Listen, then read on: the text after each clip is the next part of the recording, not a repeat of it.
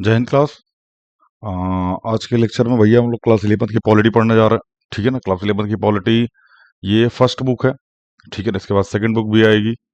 Series चलती रहेगी, आप लोग देखते रहिएगा। ठीक है ना, पहली बुक का ये पहला चैप्टर है। ठीक है ना, राजनीतिक सिद्धांत एक परिचय। ध्यान से इस टॉपिक को समझिएगा। ध्यान से देखो, क्लास 11 12th की पॉलिटी या फिर हिस्ट्री, खासकर पॉलिटी पढ़ने का मेन कॉन्सेप्ट ये होना चाहिए मेरे भाई ना, आपको यहाँ बहुत सारी इंफॉर्मेशन आपको व्यक्तिगत जीवन की मिलेगी। व्यक्तिगत जीवन कैसा मेरे भाई? यहाँ बहुत सारे अधिकार आपको खुद के जानने के मिलेंगे। मौलिक अधिकार, डीपीएसपी, नीति निर्देशक तत्व, राष्ट्रपति का निर्वाचन, विधायक, सांसद, Lok Sabha, Rajya Sabha, MLA, MLC, MP. ठीक है ना, बहुत सारी चीजों के बारे में मतलब आपको जानने को मिलेगा, डाटा मिलेगा आपको। समझ में आ गया ना? और सबसे मजेदार चीज जानते हो क्या है? अभी हम इंस्टाग्राम पे मतलब थोड़ा इंस्टाग्राम पे एक्टिव रहता है। एक्टिव क्या रहते हैं मतलब, हो गया शॉर्ट्स वगैरह देखना थोड़ा सा। उसमें ना खुरपीच करके एक चैनल है। अगर आप इंस्टाग्राम चलाते हैं तो जरूर विजिट कीजिएगा। खुरपेज करके एक चैनल है भाई, वो डाटा निकाल रहा है सबका। ठीक है ना, अभी हम देख रहे थे मनोज तिवारी जी का डाटा उसने निकाला था, मतलब राहुल गांधी जी का डाटा उसने निकाला था, धर्मेंद्र प्रधान जी का डाटा उसने निकाला था। मतलब बहुत सारे लोगों को डाटा निकाल के वो डाटा देना, मतलब डाटा मतलब इन द सेंस कि वो बता रहे हैं कि आ, कितना पैसा किन कामों के लिए लिया गया और कौन सा काम करवाया गया, कौन सा काम नहीं करवाया गया, किस काम के लिए कौन सी फोटो अपलोड हुई, मतलब बहुत सारी चीजें। ठीक है ना, तो हम आपसे रिक्वेस्ट करेंगे कि आप जरूर इंस्टाग्राम पे जाइए और फॉलो वगैरह तो आपका मन है, ठीक है ना, करिए ना चाहिए, लेकिन देखिए जरूर। ठीक है ना, मतलब आपको अच्छा लगेगा देख के कि चलो कोई तो कुछ कर रहा है। ठीक है ना, बाकी नीट फॉलो मेरे भाई, लगे रहो। ठीक है ना। देश गांधी का है, गांधी के हिसाब से चलना है। ठीक है ना, गांधी जी को मान के चलना है। तो ठीक है, परेशान नहीं होना है। ठीक है ना। अ, थोड़े दिन और सही, समझ में आया ना? बट हाँ, गांधी के हिसाब से जो चीजें हम मांग रहे हैं वो हमको मिलनी चाहिए और मिलेंगी। तो ज्यादा परेशान नहीं होना है। ठीक है ना, लगे रहो, बस यही इतना कहेंगे। ठीक है ना, जिसका इस्तीफा चाहिए उसका इस्तीफा मांगो, अधिकार है यार हमारा लोकतंत्र में। ठीक है ना, अधिकार में। अब एक बकलोल बोल रहा था कि मान लो हम मान लो धर्मेंद्र प्रधान ने इस्तीफा दे दिया, उसके बाद जो आएगा अरे गरीब, कंपनी में कोई एम्प्लॉय काम कर रहा है, ठीक से काम नहीं कर रहा है, अगर कंपनी उसको नहीं निकालेगी ये सोच के कि अगला जो एम्प्लॉय आएगा वो भी मान लो खराब निकल जाए, तो ये कौन सा कॉन्सेप्ट हुआ तुम्हारा? अरे अगला जो आएगा नहीं काम करेगा उसको भी हटाया जाएगा, अगला जो आएगा नहीं काम करेगा उसको भी हटाया जाएगा। एक दहशत तो फैलेगी ना लोगों में, जो पार्लियामेंट बैठी है उनके बीच में दहशत तो फैलेगी। ये काम नहीं करोगे तो हटा दिए जाओगे। ये लोकतंत्र है गुरु। ठीक है ना, मुंह की खानी पड़ती है इसमें। 1975 में, बेशक 1985 81 के बाद फिर जलवा रहा, ठीक है, लेकिन मुंह की खानी पड़ी 75 में। तो थोड़ा सा ध्यान से, जितने लोग सत्ता में बैठे हैं, ठीक है ना, नशा ना हो सत्ता का गुरु। बाकी ठीक है, जब तक चीजें गांधी के हिसाब से चल रही हैं ठीक है, और गांधी के हिसाब से ही चलेंगी क्योंकि गांधी का देश है। ठीक है ना, ये गोडसे का देश नहीं है। आइए हम लोग चैप्टर को पढ़ने का प्रारंभ करते हैं। राजनीतिक सिद्धांत एक परिचय। एक मिनट, थोड़ा सा हम पेन सेलेक्ट कर ले मेरे भाई। बहुत बढ़िया। राजनीतिक सिद्धांत एक परिचय। ठीक है ना, लीजिए एक और किताब याद कीजिए। आइए, लेकिन हम उन चीजों पर बात करेंगे जो हमसे जुड़ी हुई हैं, बिल्कुल मेरे भाई। 11 की पॉलिटी में बहुत मजा आता है पढ़ने में, ठीक है ना, बट ठीक से पढ़ाने वाला कोई होना चाहिए। फिर आप पढ़िए, समझ में आया तो बढ़िया है। पेन चेंज करते हैं क्योंकि मेरे भाई ये ब्लैक है, थोड़ा सा ग्रीन कलर लेके चलते हैं, बढ़िया। थोड़ा इंतजार कीजिए और देखिए, यह कक्षा कुछ अलग होगी बिल्कुल। जरा पन्ने पलटकर पृष्ठ 8 पर दिए गए बॉक्स में सुकरात के विषय में पढ़िए। पढ़िएगा, बहुत अच्छी कहानी है सुकरात की। ठीक है ना, लगे एग्जाम से इसका लेना देना नहीं है, ठीक है ना, बट हाँ इन्फॉर्मेशन के लिए पढ़िएगा। मुझे पता है, लेकिन मुझे वह तरीका अच्छा लगा जिसमें उसने औरों के विचार और असंगतियों को दिखाया। मतलब सुकरात की चर्चा कर रहे हैं ये। ठीक है ना, आगे कहानी पढ़िएगा तो आपको समझ में आएगा। वह तो वह तो सच में अलग है। सुकरात कौन है? यह तो सच में अलग है। सुकरात कौन है? आइए समझते हैं। मतलब ये कहानी पढ़ने के बाद की घटना है। ये जो घटना देख रहे हैं मेरे भाई, ये जो आप घटना देख रहे हैं ये वाली, ये कहानी पढ़ने के बाद की घटना है। मतलब बंदे ने यहाँ कहानी पढ़ ली, उसके बाद अब इस पे बोल रहा है कि अरे यह तो सच में अलग है। ठीक है ना, सुकरात कौन है? आइए आगे चलने का प्रयास करते हैं और चीजों को समझते हैं। पेन फिर से चेंज करते हैं, हम ब्लैक कलर की पेन लेते हैं। आइए, मनुष्य दो मामले में अद्वितीय है। अद्वितीय मतलब होता है कि उसके जैसा कोई ना होना। अद्वितीय मतलब वो अपने आप में सिंगल है। ठीक है ना, उसके पास विवेक होता है, और अपनी गतिविधियों में उसे व्यक्त करने की योग्यता होती है। योग्यता होता है उसके पास खुद के सोचने की क्षमता होती है और उसे अपने तरीके से व्यक्त करने की उसके अंदर योग्यता होती है। उसके पास भाषा का प्रयोग और दूसरे एक दूसरे से संवाद करने की क्षमता होती है। अन्य प्राणियों से इतर मनुष्य अपने अंतरतम भावनाओं और आकांक्षाओं को व्यक्त कर सकता है। वह जिन्हें अच्छा और वांछनीय मानता है अपने उन विचारों का साझा कर सकता है और उन पर चर्चा कर सकता है। मतलब वह अपने जिन विचारों को, जिन भावनाओं को, जिन इच्छाओं को वह अच्छा मानता है या सही मानता है, समझ में आ गया ना, वो उन विचारों को साझा कर सकता है और उन पर चर्चा कर सकता है। राजनीतिक सिद्धांत से जुड़े मानव अस्मिता की इस मानव जुड़ों पहलू में से होती है। यह कुछ खास बुनियादी प्रश्नों का विश्लेषण करता है, जैसे समाज को कैसे संगठित होना चाहिए, हमें सरकार की जरूरतें क्यों हैं, सरकार का सर्वश्रेष्ठ रूप कौन सा है, क्या कानून हमारी आजादी को सीमित करता है, राजसत्ता की अपने नागरिकों के प्रति क्या देनदारी है, नागरिक के रूप में एक दूसरे के प्रति हमारी क्या देनदारी है। समझिए सारे पॉइंट को, ठीक है ना। क्या यह खास बुनियादी प्रश्नों का विश्लेषण करता है। कौन कौन से प्रश्न मेरे भाई, जैसे समाज को कैसे संगठित होना चाहिए, संगठित मतलब समझ रहे हैं, हिंदू मुस्लिम सिख ईसाई सारे भाई भाई की रखा जात पात में, चांदनी रात में गोली चला गया लेके दुनवाली हाथ। आइए, हमें सरकार की जरूरत काहे भैया, क्या मतलब है सरकार का, ठीक है ना, जरूरत काहे है। अच्छा, इसके पहले हम लोग इसके अभी इसमें पढ़ेंगे हम लोग इसके बाद वाले को, हमें संविधान की जरूरत काहे है, ठीक है ना।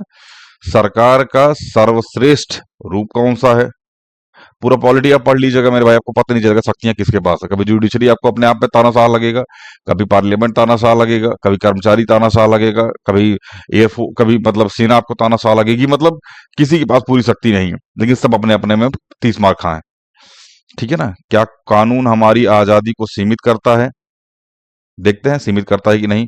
राजसत्ता की अपने नागरिकों के पास क्या देता है, मतलब जो सत्ता में बैठे हुए हैं वो नागरिकों के लिए उनकी क्या भूमिका है, वो नागरिकों के लिए क्या करना चाहते हैं, नागरिक के रूप में एक दूसरे के प्रति हमारी क्या देनदारी है। मतलब अगर हम भारत के नागरिक हैं तो हमारी एक दूसरे को लेकर के क्या भावनाएं होनी चाहिए। आइए, राजनीतिक सिद्धांत इस तरह के प्रश्नों की पड़ताल करता है और राजनीतिक जीवन को अनुप्राणित करने वाले स्वतंत्रता, समानता और न्याय जैसे मूल्यों के बारे में सुव्यवस्थित रूप से विचार करता है। मतलब राजनीतिक सिद्धांत ये जितने प्रश्न हैं सबकी पड़ताल करता है, राजनीतिक जीवन को अनुप्राणित करने वाला, अनुप्राणित मतलब होता है कि उसको जगा के जिंदा रखने वाला। कौन कौन से शब्द, स्वतंत्रता, सबको समान स्वतंत्रता होनी चाहिए, समानता, किसी के साथ भेदभाव नहीं होना चाहिए, न्याय, और सबको एक तरीके से न्याय मिलना चाहिए, ठीक है ना। सुव्यवस्थित रूप इसके बारे में विचार करता है। यह इनके और अन्य संबंध अवधारणाओं के अर्थ और महत्व की व्याख्या करता है। यह अतीत और वर्तमान के कुछ प्रमुख राजनीतिक चिंतकों को केंद्र में रखकर इन अवधारणाओं की मौजूदा परिभाषाओं को स्पष्ट करता है। यह विद्यालय, दुकान, बस, ट्रेन या सरकारी कार्यालय जैसी दैनिक जीवन से जुड़ी संस्थाओं में स्वतंत्रता या समानता के विस्तार की वास्तविकता की परख भी करता है। कहने का मतलब गुरु, राजनीतिक सिद्धांत जो होता है, ठीक है ना, राजनीतिक सिद्धांत जो होता है वो विद्यालय में, दुकान में, बस, ट्रेन, सरकारी कार्यालय में जहां दैनिक जीवन से चीजें जुड़ी होती हैं, ठीक है ना, उस संस्थाओं में स्वतंत्रता, समानता के विस्तार की वास्तविकता की परख भी करता है। मतलब यहाँ पर चीजें सही से चल रही हैं कि नहीं चल रही हैं, कहीं किसी के साथ भेदभाव तो नहीं हो रहा है, कहीं किसी की स्वतंत्रता का हनन तो नहीं हो रहा है, कहीं किसी के साथ असमानता तो नहीं हो रही है, कहीं छुआछूत तो नहीं चल रहा है, कहीं हिंदू मुस्लिम तो नहीं हो रहा है, ठीक है ना।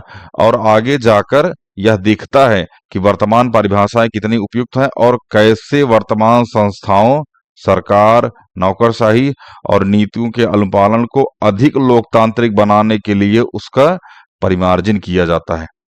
राजनीतिक सिद्धांत का उद्देश्य नागरिकों को राजनीतिक प्रश्नों के बारे में तर्कसंगत ढंग से सोचने और सामायिक राजनीतिक घटनाओं को सही तरीके से आंकने का प्रशिक्षण देना है। मतलब चीजें कैसी चल रही हैं, कैसी नहीं चल रही हैं, आपके पास किस तरह की इंफॉर्मेशन है, किस तरह आप उस पे बात कर सकते हैं, तर्क संगत तर्क संगत मतलब इधर तर्क को लेके बात करें।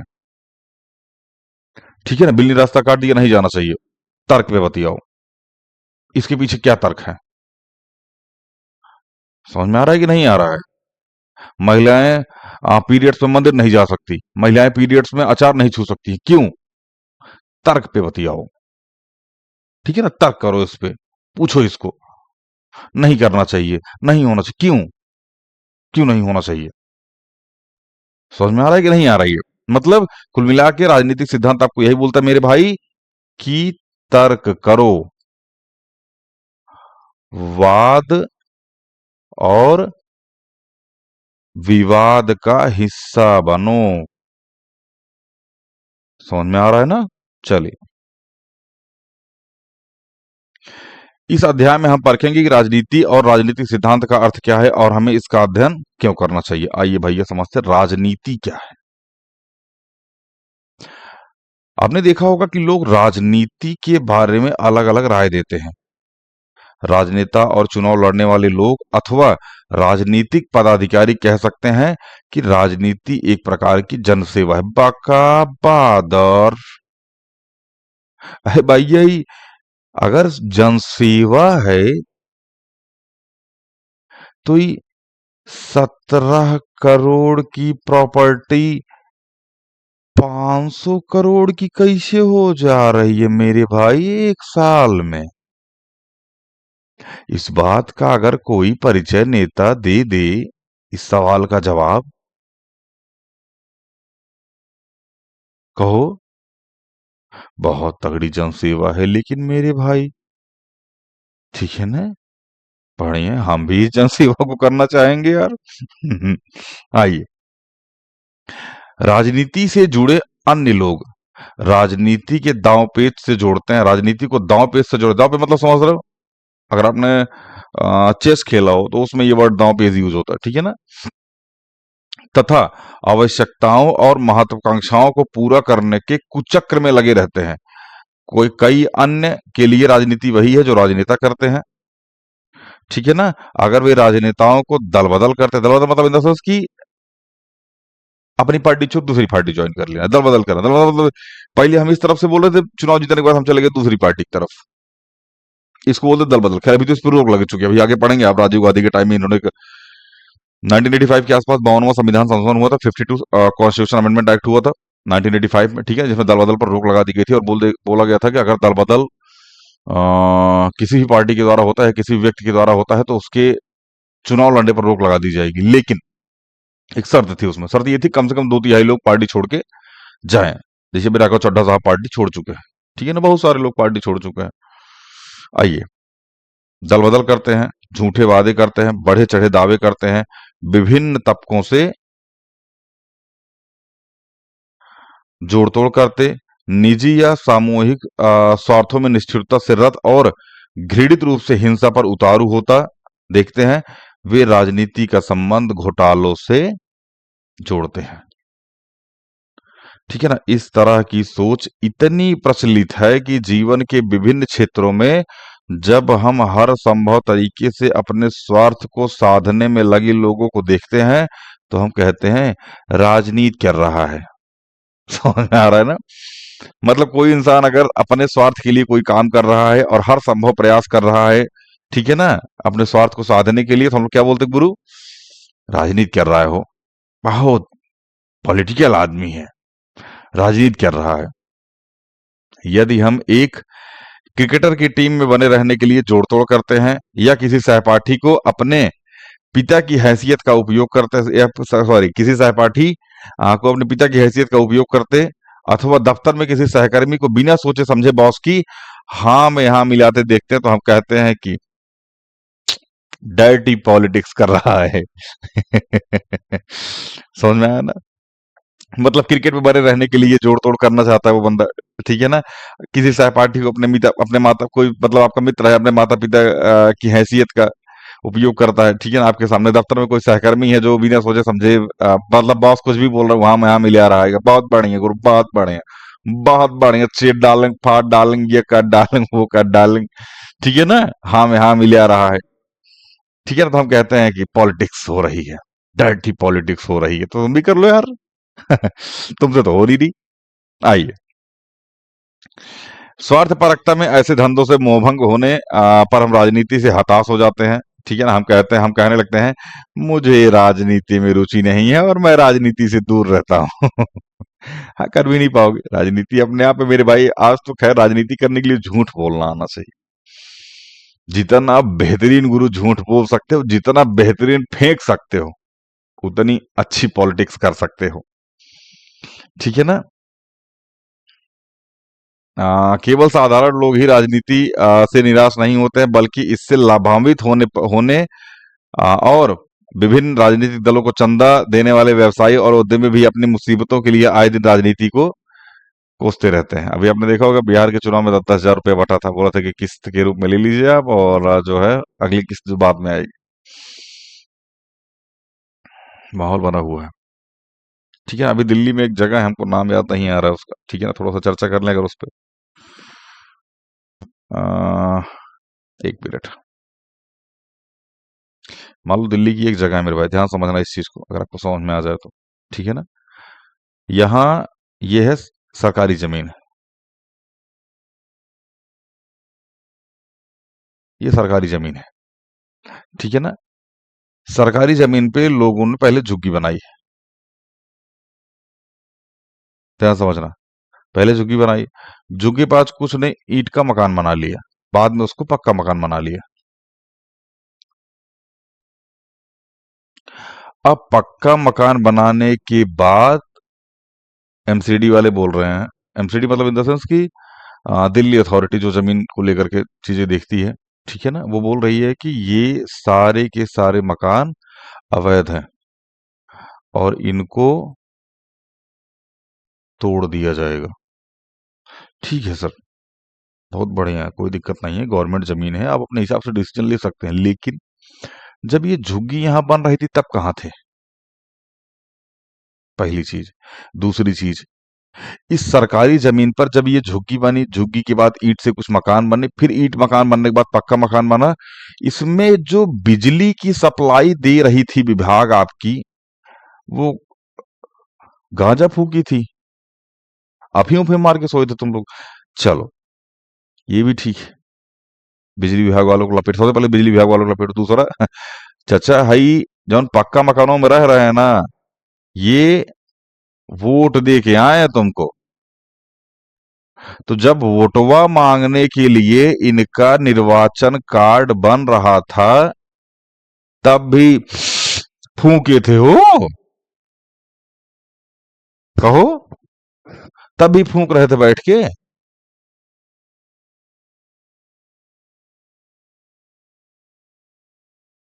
समझ में आ रहा है कि नहीं आ रहा है? यहाँ पर पानी की सप्लाई हो रही है, बिजली की सप्लाई हो रही है, और सुविधाओं की सप्लाई हो रही है, निर्वाचन कार्ड इनका बना हुआ है, ये वोटिंग में हिस्सा ले रहे हैं। कहाँ हो? इन सबको भी तो लपेटो मेरे भाई। ये जब सरकारी जमीन पे ऐसी चीजें हो रही थी और ये अवैध था, तो इन चीजों पर काम काहे नहीं किए? इनको भी तो लपेटो साथ में।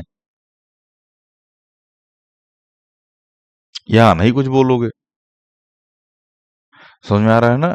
यहाँ तो माहौल बना देंगे गुरु को कि यहाँ बैठे हुए हैं सत्ताधारी, आप ही के सत्ताधारी लोग बैठे हुए हैं यहाँ पे। ठीक है ना? क्योंकि ये आपको पहुंचाए हैं, और आपको पहुंचाए हैं तो फिर आप काहे बोलेंगे इनको? दिक्कत तो इसी बात की है ना मेरे भाई। समझ में भैया? आइए, चर्चा करते हैं सिलेबस पे। हमें लगा ये चीज आपसे साझा करनी चाहिए। ठीक है ना? आइए, सिनेमा के कलाकार भी अक्सर राजनीति की बुराई करते रहते हैं। यह अलग बात है कि जैसे वे इस खेल में सम्मिलित होते हैं, वैसे ही वे इस खेल की जरूरतों के अनुसार खुद को ढाल लेते हैं। हाँ, मतलब करप्शन ये जो कर रहे हैं नीचे, जो मैंने कहानी बताई ना, ये बुरी है मेरे भाई, बहुत गंदी है ये। तब तक जब तक मैं नहीं शामिल हूं, हाँ, हमको 5 करोड़ दे दो, हम बोल भाई नहीं करेंगे। हमको 5 करोड़ दे दो, हम बात आने लगे अब कि कैंसर की बीमारी का इलाज, मतलब कैंसर जो रोग है वो बहुत अच्छा रोग है, उससे कीमोथेरेपी में आपके बाल झड़ जाएंगे, और बाल झड़ने के बाद आपको शैम्पू साबुन तेल हेन तेन की बचत होगी। समझ में आ रहा है कि नहीं आ रहा? हमको तो पैसे हम बताएं, corruption, corruption is not bad when I am involve. समझ में आ रहा है? हमको इन्वॉल्व करो, करप्शन बहुत अच्छा है। आइए, खैर, इस प्रकार हमारा सामना राजनीति के परस्पर विरोधी छवियों से होता है।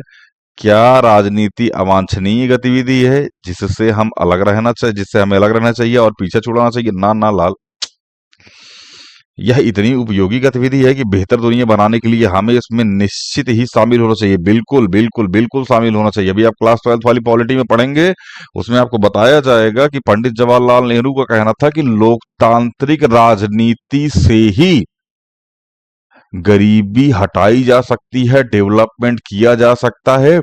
बिना लोकतांत्रिक राजनीति के कोई खास डेवलपमेंट नहीं हो सकता, ऐसा उन राजनीतिज्ञों का कहना था। समझ में आया? यह दुर्भाग्यपूर्ण है कि राजनीति का संबंध किसी भी तरीके से निजी स्वार्थ साधने के धंधे से जुड़ गया है। इसीलिए सदस्यता रद्द कर दी गई थी इंदिरा गांधी की। माननीय प्रधानमंत्री इंदिरा गांधी की सदस्यता रद्द कर दी थी इलाहाबाद हाई कोर्ट ने, कि उन्होंने, मतलब उनके विरोधियों ने उनके ऊपर इल्जाम लगाया था कि इन्होंने सरकारी चीजों को अपने निजी तरीके से यूज किया है।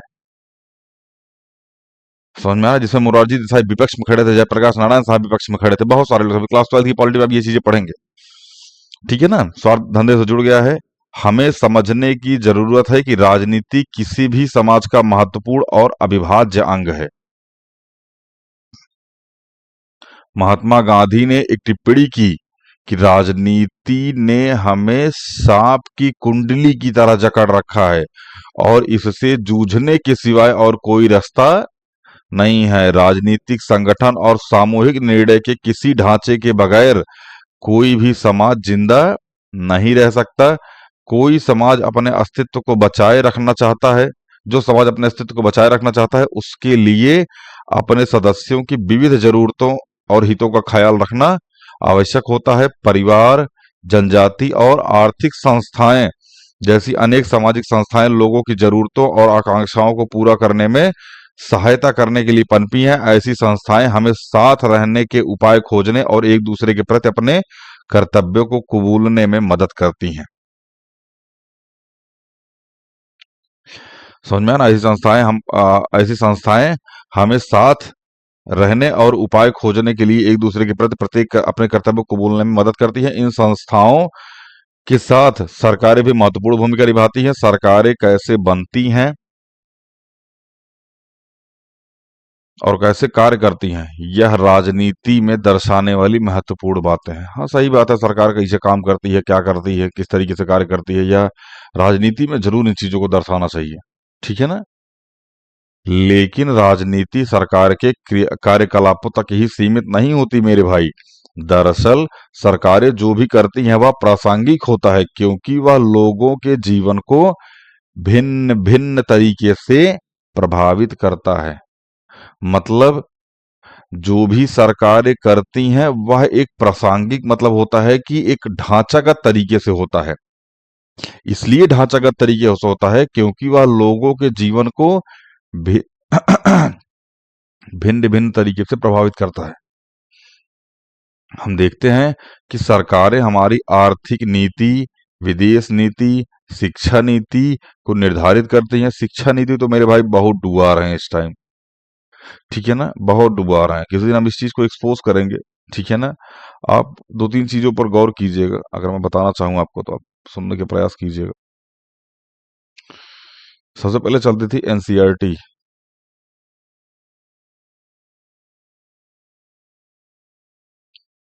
इसके बाद आई गणित प्रकाश।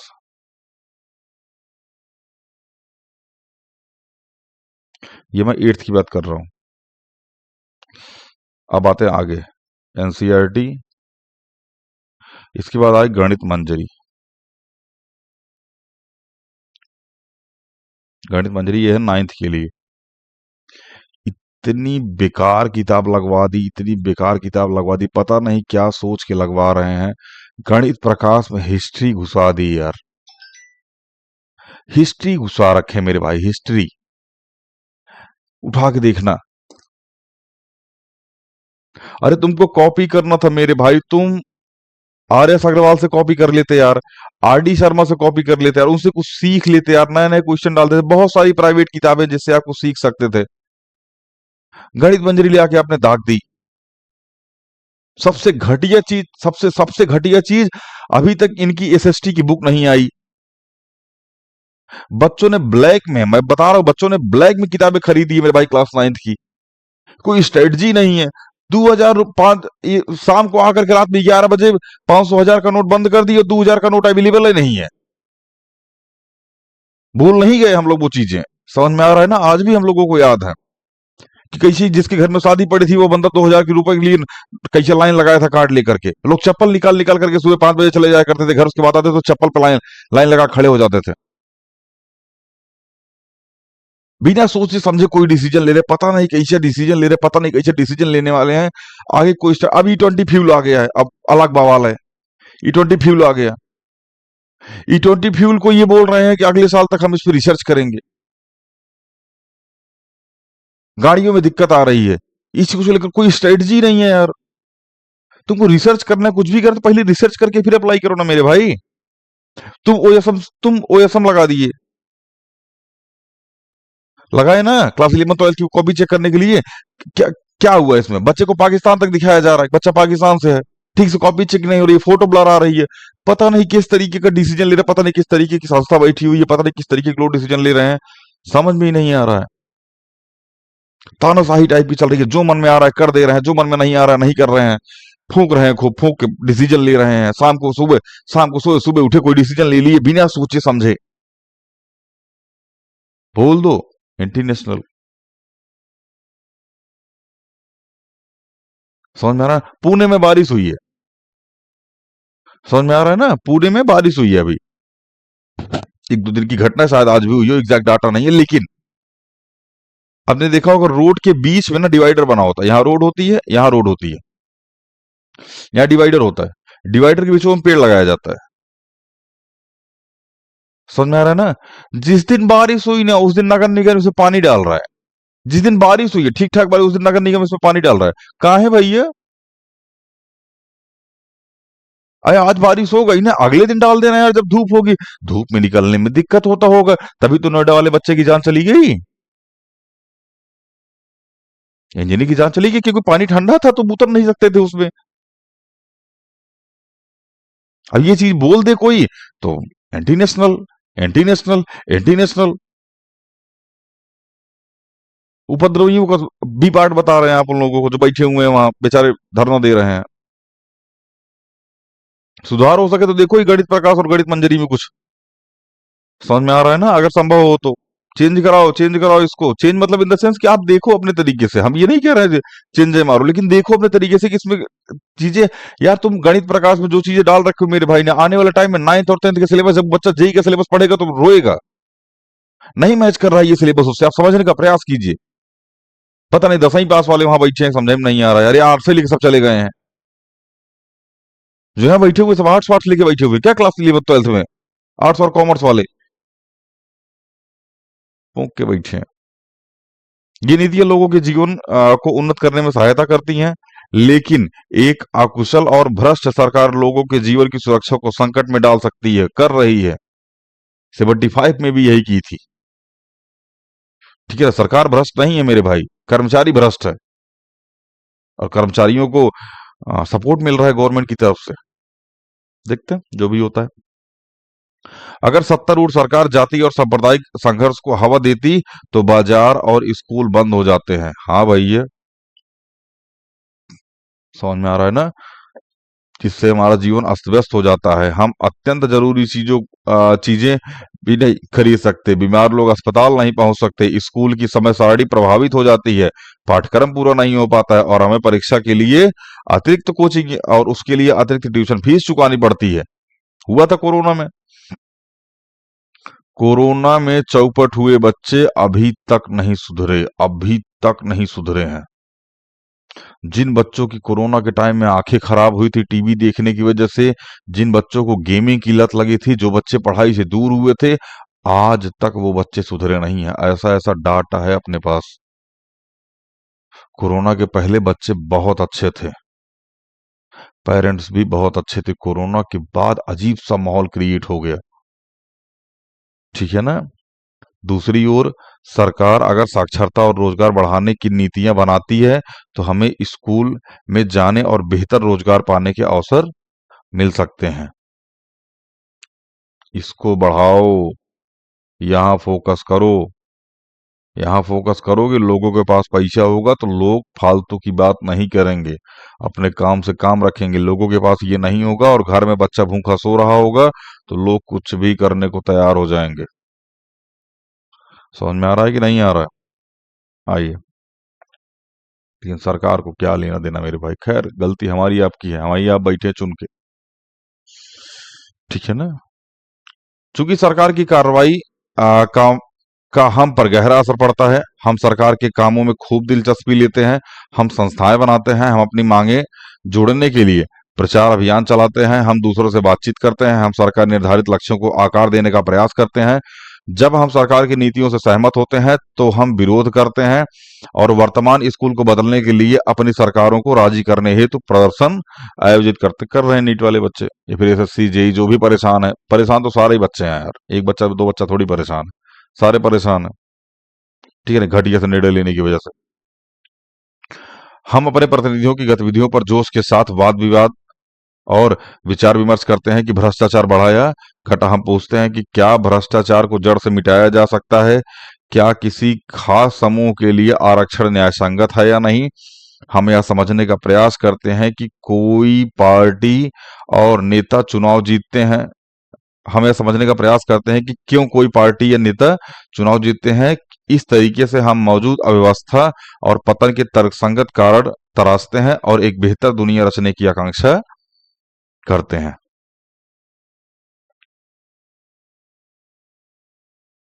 निष्कर्ष यह है भैया, राजनीति का जन्म इस तथ्य से होता है कि हमारे और हमारे समाज के लिए क्या उचित एवं वांछनीय है और क्या नहीं। इस समाज से हमारी दृष्टि अलग अलग होती है, ठीक है ना, इस बारे में हमारी दृष्टि अलग अलग होती है। इससे समाज में चलने वाली बहुविध वार्ताएं शामिल हैं जिनके माध्यम से सामूहिक निर्णय किए जाते हैं।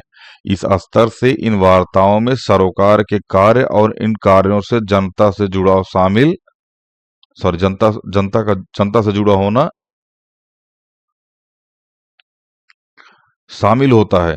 तो दूसरे स्तर पर जनता का संघर्ष और उसके निर्णय लेने पर संघर्ष का प्रभाव। जब जनता आपस में वार्ता करती है और सामूहिक गतिविधियों में भाग लेती है तो सामाजिक विकास को बढ़ावा देने और सामान्य समस्याओं के समाधान में मदद करने हेतु उद्देश्य के लिए तैयार की गई होती है। तब कहा जाता है कि जनता राजनीति में संलग्न है। कहने का मतलब बाबू भैया, जब सुधार ग्राउंड लेवल पे हो और ग्राउंड लेवल पे सुधार होने में जनता पार्टिसिपेट करे। समझ में आ रहा है ना? जब जनता पार्टिसिपेट करेगी और जनता अपने तरीके से लोगों को चुनेगी जो सही काम करेगा। अच्छा चलो जनता को छोड़ो, अब तुम समझना ध्यान से, मैं कुछ चीजें पूछना चाहता हूं आपसे, ठीक है ना। अभी जितने लोग हमको सुन रहे हो ध्यान सुनना, अभी आप वोट देने के काबिल नहीं हो, या फिर जितने लोग वहां नीट के बच्चे पेपर देने गए थे वो वोट देने के काबिल नहीं है अभी। समझ में आ रहा है ना? लेकिन इनके मम्मी पापा रिश्तेदार सब वोट देने के काबिल है ना, वोट देने के काबिल। कहने का मतलब लगभग लोग, मैं बता दूं मेरे भाई, 21 हुए बच्चे अभी अपना वोटिंग कार्ड नहीं बनवाए हैं, नहीं बनवाए हैं। समझ में आ गया ना, उनका निर्वाचन कार्ड नहीं बना हुआ है। ये सारे लोग वोटिंग करने जाते हैं। जितने लोग मुझे सुन रहे हो ध्यान से समझना, जितने लोग वोट देने जाते हैं उनमें से किसको किसको जीएनपी पता है,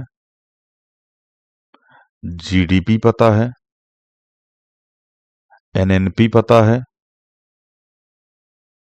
राष्ट्रपति का निर्वाचन पता है, लोकसभा पता है, राज्यसभा पता है, राजनीति के बारे में वो इंफॉर्मेशन जो राजनेता बड़े बड़े वादों में करते हैं, इस बारे में किस किस की मम्मी और पापा को इंफॉर्मेशन है? मेरे भाई 90% डाटा बता रहा हूं मैं। थोड़ा सा अगर कम भी करना चाहो तो इसको 80% कर लो। लोगों को इस बारे में इंफॉर्मेशन नहीं है। गरीबी कैसे दूर होगी, इस बात की इंफॉर्मेशन नहीं है। बरसात में गलियों में पानी भर जाता है, कैसे ठीक होगा, ये एमसीडी से पूछने वाला कोई नहीं है। और इससे भी कठिन सच्चाई मैं आपको बताऊं, आज आपकी गली से एक बंदा निकले, वो इन सवालों को पूछना शुरू करे, यही गली वाले लिख के दे रहा हूं मैं, सुकरात ऐसे ही चले गए मेरे भाई, अभी पढ़ेंगे आप इस कहानी में, कहीं पढ़िएगा सुकरात बारे में। यही गली वाले एक दिन ऐसा आएगा, कंकड़ पत्थर मारेंगे इसके घर में। बहुत सारे रिपोर्टर ने अपनी जान गंवा दी, लोगों के लिए आवाज उठाते थे वो, घर के सामने से गोली मार दी गई उनको, सड़क में दफना दिया गया उनको। आज तक केवल इंक्वायरी चल रही है, हुआ कुछ नहीं मेरे भाई, केवल इंक्वायरी चल रही है, इंक्वायरी ही चल रही है, सामने वाले को न सजा हो रही है न कुछ हो रहा है। अब तुम बताओ, ठीक है ना, कि गवर्नमेंट की गलती कहां है? ठीक से पढ़े होते तो इनके बारे में जानते, इनके बारे में जानते तो जो तुमसे वोट मांगने आता उससे पूछते, जब उससे पूछते तो पार्टी उसको टिकट देती जो पढ़ा लिखा होता। दिया था प्रशांत किशोर साहब ने टिकट बिहार में, हरा दिया तुम लोग उसको। समझ में आ रहा ना, मैथ का प्रोफेसर था वो बंदा, अच्छे अच्छे लोगों को टिकट दिया था प्रशांत किशोर साहब ने, शिक्षा को आगे ले जाने की बात की थी आपने, लेकिन 10,000 रुपये लेकर के नाच दिया तुम लोग। शुरुआत हुई थी ना, अवध ओझा सर ने चुनाव लड़ा था ना, आप बोल रहे थे ना शिक्षक आना चाहिए, शिक्षक आना चाहिए, लड़े ना अवध ओझा सर चुनाव, आप ही बोल रहे थे ना शिक्षक आना चाहिए, लड़े अवध ओझा सर चुनाव, हरा दिया आपने उनको चुनाव। जैसे भी थे, जो भी थे, सारा कॉन्सेप्ट कर शिक्षा के क्षेत्र में थे ना। आप ही बोलते ना अगर पढ़ा लिखा व्यक्ति चुनाव में आएगा तो बढ़िया होगा, आया व्यक्ति चुनाव लड़ने के लिए, हरा दिया आप लोगों ने, संन्यास ले लिया उस व्यक्ति ने चुनाव से। आज अगर वो व्यक्ति चुनाव जीतता तो कुछ तो अच्छा करता मेरे भाई, घोटाले में कौन संलिप्त नहीं होता यार, पूरा देश करप्ट हुआ पड़ा है। खत्म हो गई बात। दिया प्रशांत किशोर साहब ने बिहार में टिकट, हरा दिया तुम लोगों ने। मुखिया के चुनाव में, खान सर बोलते ना मुखिया के चुनाव में हरा दिया ससुरा तुम्हें बिहार वाला लोग, मुखिया के चुनाव में हरा दिया मेरे भाई। समझ में आ रहा है ना? आइए, तो जब तक जनता इसमें लिप्त नहीं होगी, जब तक जनता ग्राउंड लेवल पर बात नहीं करेगी, जब तक जनता अपनी शिकायतों को विधायक के घर में लिखित रूप में नहीं देगी, तब तक कुछ नहीं होगा। समझ में आ रहा है कि नहीं आ रहा है? आइए, राजनीतिक सिद्धांत हमें क्या पढ़ाते हैं? यदि हम अपने आसपास देखें तो हमें आंदोलन, विकास और परिवर्तन दिखेगा, लेकिन अगर हम गहराई से गौर करें तो हमें यह भी दिखेगा कि निश्चित मूल्य और सिद्धांतों ने जनता को प्रोत्साहित किया और नीतियों का निर्देश दिया। लोकतंत्र, स्वतंत्रता, समानता ऐसे ही आदर्श सिद्धांत हैं। विभिन्न देशों के ऐसे मूल्यों को अपने संविधान में प्रतिस्थापित कर उनकी हिफाजत करने का प्रयास करते हैं, जैसे कि अमेरिका और भारतीय संविधानों में किया गया है। ये तीन शब्द, लोकतंत्र, स्वतंत्रता और समानता, ये आदर्श सिद्धांत हैं, इन्हीं पे काम करना है। विभिन्न देशों ने अपने मूल्यों में संविधान को इनको प्रतिस्थापित किया, मतलब इनको ले जाके रखा और उनको हिफाजत करने का प्रयास किया कि ये दूर नहीं होने चाहिए संविधान में से। ठीक है ना, जैसे अमेरिका का संविधान और अपने यहाँ का संविधान। हालांकि इस संवैधानिक दस्तावेज की उत्पत्ति रातों रात नहीं हुई मेरे भाई, इसका निर्माण उन विचारों और सिद्धांतों के आधार पर हुआ जिन पर कौटिल्य और अरस्तू से लेकर ज़्यांग, Karl Marx, Mahatma Gandhi, B R. Ambedkar तक के समय से वाद विवाद होता आया है। बहुत पहले ईसा पूर्व 5वीं सदी में प्लेटो और अरस्तू ने अपने विद्यार्थियों से विचार विमर्श किया था। राजतंत्र और लोकतंत्र में कौन सा तंत्र बेहतर है? आधुनिक काल में सबसे पहले रूसों ने सिद्ध किया कि स्वतंत्रता मानव का मात्र मौलिक अधिकार है। कार्ल मार्क्स ने यह तर्क दिया कि समानता भी उतनी ही निर्णायक होती है स्वतंत्रता जितनी की स्वतंत्रता। अपने देश में गांधी जी की पुस्तक हिंद स्वराज, क्लास 10th में पढ़ा होगा आपने, में वास्तविक स्वतंत्रता या स्वराज के अर्थ की विवेचना की। अंबेडकर ने जोरदार तरीके से तर्क लिखा कि अनुसूचित जातियों को अल्पसंख्यक माना जाना चाहिए और उन्हें विशेष संरक्षण मिलना चाहिए। इन विचारों ने भारतीय संविधान की प्रस्तावना में स्वतंत्रता और समानता की को प्रतिष्ठित किया। भारतीय संविधान के अधिकार वाले अध्याय में किसी भी रूप से छुआछूत का निषेध किया गया और गांधी के सिद्धांतों को नीति निर्देशक तत्वों में शामिल किया गया। जब आप डीपीएसपी पढ़ेंगे तो आपको पता चलेगा, उसमें गांधीवादी के कुछ सिद्धांत और कुछ अम्बेडकरवादी सिद्धांत पूछा जाता है आपसे क्वेश्चन, उससे पढ़ेंगे अभी आप इसमें आगे। राजनीतिक सिद्धांत उन विचारों और नीतियों को व्यवस्थित रूप से प्रतिबिंबित करता है जिनसे हमारे सामाजिक जीवन, सरकार और संविधान ने आकार ग्रहण किया। यह स्वतंत्रता, समानता, न्याय, लोकतंत्र और धर्मनिरपेक्षता जैसी अवधारणाओं का अर्थ स्पष्ट करता है। यह कानून का राज, अधिकारों का बंटवारा और न्यायिक पुनरावलोकन जैसी नीतियों की सततता की जांच करता है। यह इस काम को विभिन्न विचारकों तथा अवधारणाओं के बचाव में विकसित युक्तियों की जांच पड़ताल के जरिए करते हैं। न्यायिक पुनरावलोकन का मतलब होता है मेरे भाई कि किसी चीज का आपने निर्णय दे दिया और दोबारा उस पर मतलब आप अपना विचार रखना चाहते हैं, इसको बोलते हैं न्यायिक पुनरावलोकन। ये वर्ड जस्टिस के लिए यूज किया जाता है जुडिशरी वगैरह में, ठीक है ना। हालांकि रूसो, मार्क्स या गांधी जी राजनेता नहीं बन पाए, लेकिन उनके विचारों ने हर पीढ़ी दर पीढ़ी राजनेताओं को प्रभावित किया। साथ ही ऐसे बहुत से समकालीन विचारक हैं जो अपने समय में लोकतंत्र या स्वतंत्रता के बचाव के लिए उनसे प्रेरणा लेते हैं। विभिन्न तर्कों की जांच पड़ताल के अलावा राजनीतिक सिद्धांतकार हमारे ताजा राजनीतिक अनुभवों की छानबीन भी करते हैं और भावी रुझानों तथा संभावनाओं को चिन्हित करते हैं। आइए, कुछ चीजें इसमें दी गई हैं, ठीक है ना। इसमें एक क्वेश्चन हम आपको होमवर्क देंगे, आप करके लेके आइएगा, अगले लेक्चर में उसको डिस्कस करेंगे। मुझे विद्यालय में कौन सा विषय पढ़ना है, यह तय करना मेरा अधिकार होना चाहिए। आर्टिकल 19 का फर्स्ट, अभिव्यक्ति की स्वतंत्रता, ठीक है ना, याद रखिएगा आप इसको। छुआछूत का उन्मूलन, प्रथा का उन्मूलन, आर्टिकल 17।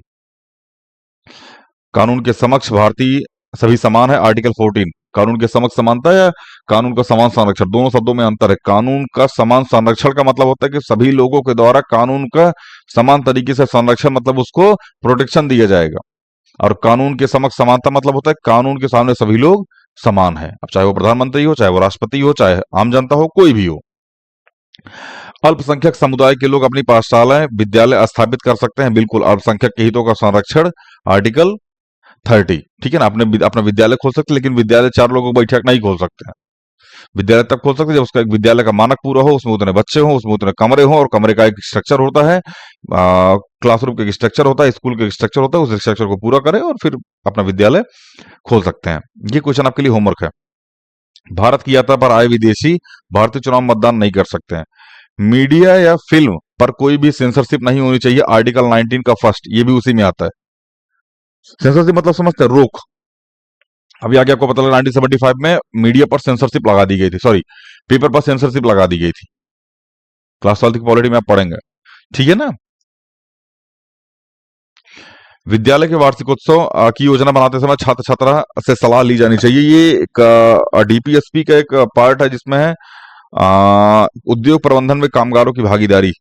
ये है मतलब जब कभी उद्योग का प्रबंधन हो रहा हो और उद्योग में कोई काम होने जा रहा हो या फैक्ट्री में कोई काम होने जा रहा हो, तो उसमें कामगारों की भागीदारी होना जरूरी है, ठीक है ना। अनुच्छेद 43 का गणतंत्र दिवस समारोह में प्रत्येक व्यक्ति को भाग लेना चाहिए। 4 का मूल कर्तव्य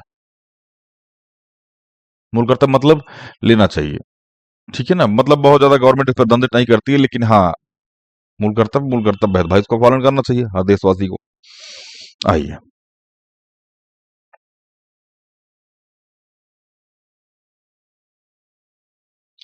लेकिन यह लेकिन क्या यह सब हमारे लिए प्रासंगिक है? क्या अब हम स्वतंत्रता और लोकतंत्र प्राप्त नहीं कर चुके हैं? क्या भारत समुचित स्वायत्त स्वायत्त का मतलब होता है मेरे भाई स्वतंत्रता, अपना निर्णय लेने के लिए स्वतंत्र होना। क्षेत्रीय स्वायत्तता करके एक चैप्टर है क्लास 12th में, आप पढ़िएगा उसको भी, ठीक है ना। आगे स्वायत्त का मतलब होता है कि अपना निर्णय लेने के लिए स्वतंत्र होना, ठीक है ना। हम अपने निर्णय अपने हिसाब से लेंगे, हम अपने हिसाब से अपनी चीजों को करेंगे, इसमें किसी का हस्तक्षेप नहीं होगा।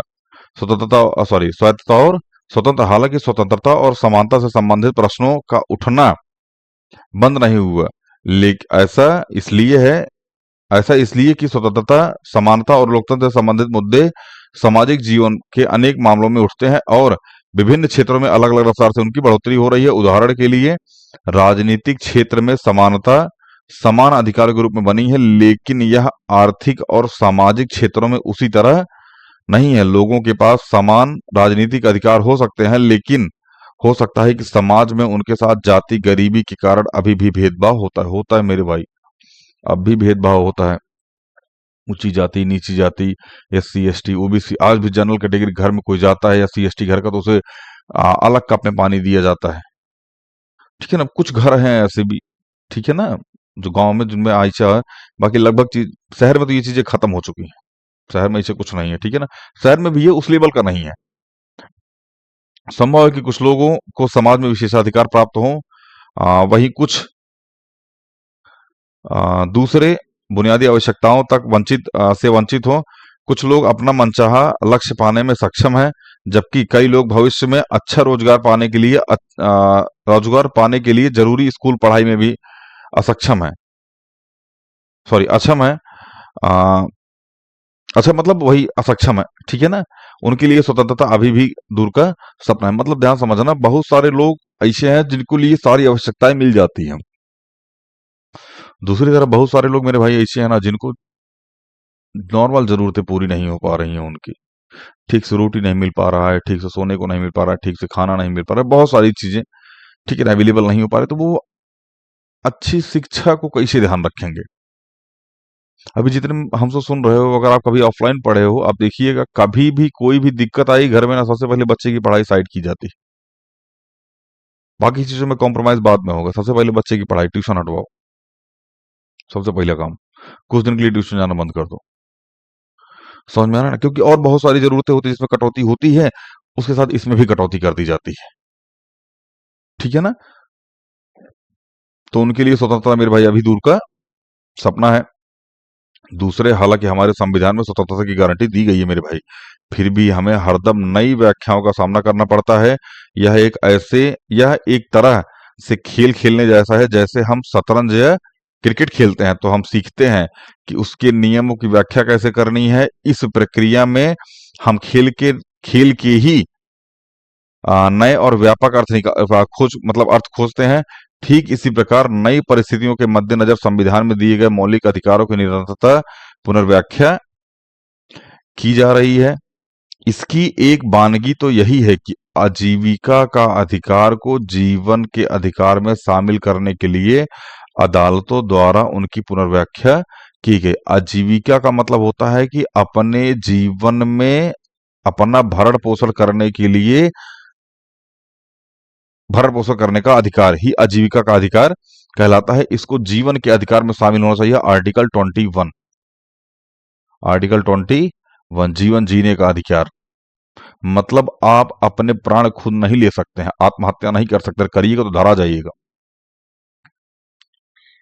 सूचना के अधिकार की गारंटी एक नए कानून द्वारा की गई है। समाज बार बार नई चुनौतियों का सामना करता है।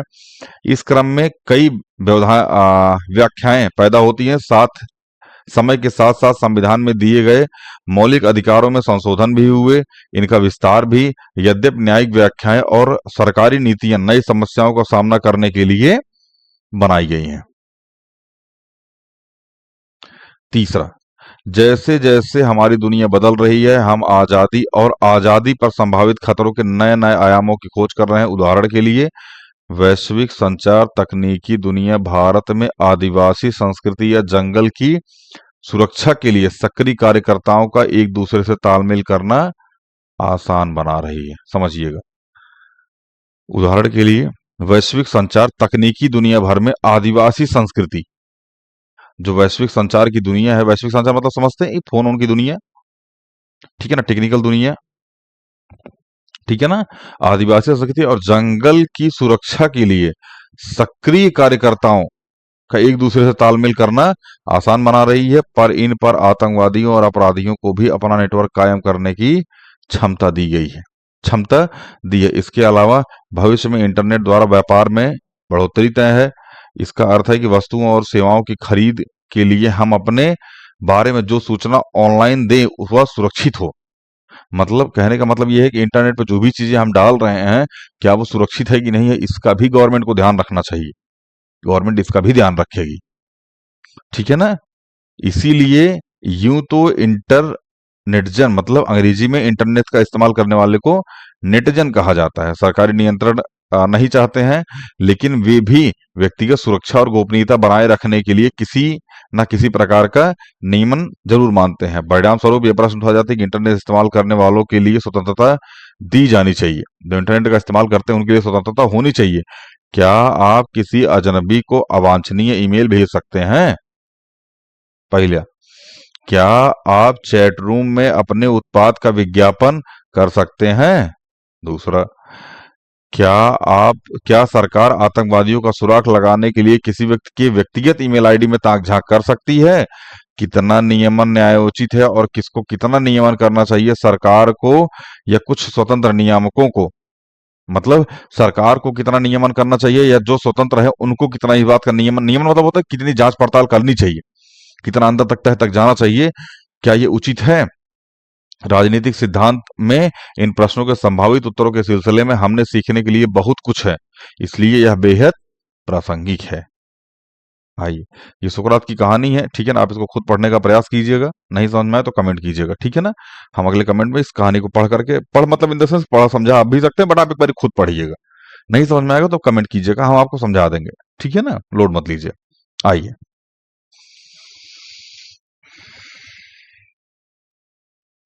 राजनीतिक सिद्धांतों को व्यवहार में उतारना। इस पाठ्यक्रम में हमने स्वयं को राजनीतिक सिद्धांत के सिर्फ एक पहलू तक सीमित रखा है। स्वतंत्रता, समानता, नागरिकता, न्याय, विकास, राष्ट्रवाद, धर्मनिरपेक्षता जैसे सुपरिचित राजनीतिक विचारों की उत्पत्ति, अर्थ और महत्व के बारे में हमने अध्ययन किया। जब हम खुद किसी मुद्दे पर बहस या तर्क वितर्क आरंभ करते हैं तो हम अक्सर पूछते हैं कि इसका अर्थ क्या है और यह कैसे महत्वपूर्ण होता है।